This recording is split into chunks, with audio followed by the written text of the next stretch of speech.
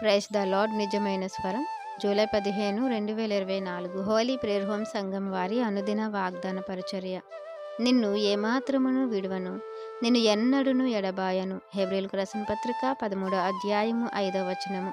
ప్రియమైన దేవుని వారలారా, ఇటువంటి గొప్ప వాగ్దానాన్ని మనము ఎలా పొందుకుంటాం?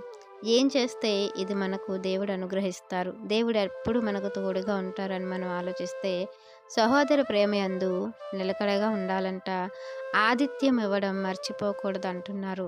ఈ ఆతిథ్యం విషయంలో మన పితరులను జ్ఞాపకం చేస్తున్నారు. వారికి తెలియకనే దేవదూతలకు ఆతిథ్యం చేశారంట. అంటే అది ఎంత గొప్పదో వాళ్ళకి తెలియదు, కానీ మనకు తెలుసు.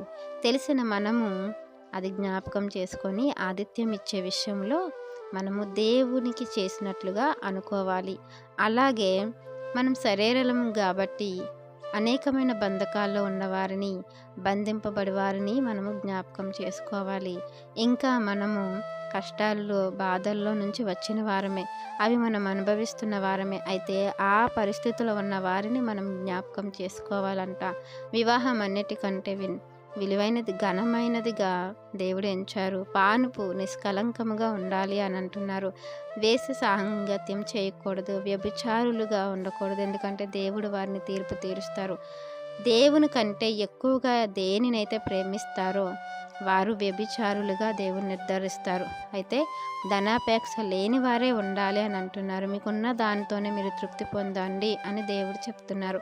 ఎప్పుడైతే ఇవన్నీ మన జీవితంలో మనము అవలంబించుకుంటామో, దేవుడు చెప్పిన రీతిలో మనం నడుచుకుంటామో, దేవునికి వ్యతిరేకులుగా ఉండకుండా దేవునికి సన్నిహితులుగా, దేవునితోని సహవాసం చేసేవారుగా, దేవుని మాటలకు విలువిచ్చేవారుగా ఉంటే, మనకున్న దాంతోనే సంతృప్తి పొందితే దేవుడు మనల్ని విడువడు, ఎడబాయడు.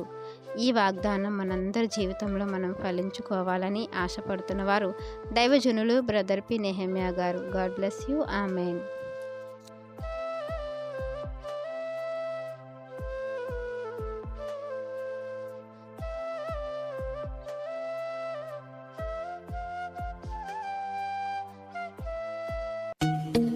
Hi friends, Holi prayer home Gajuwaka సంఘం వారు మాట్లాడిన విలువైన దేవుని సందేశములను మీరు వినటానికి మా యొక్క యూట్యూబ్ ఛానల్ హోలీ ప్రేయర్ హోమ్ను సబ్స్క్రైబ్ చేసుకొని పక్కనున్న బెల్ ఐకాన్ క్లిక్ చేయగలరు.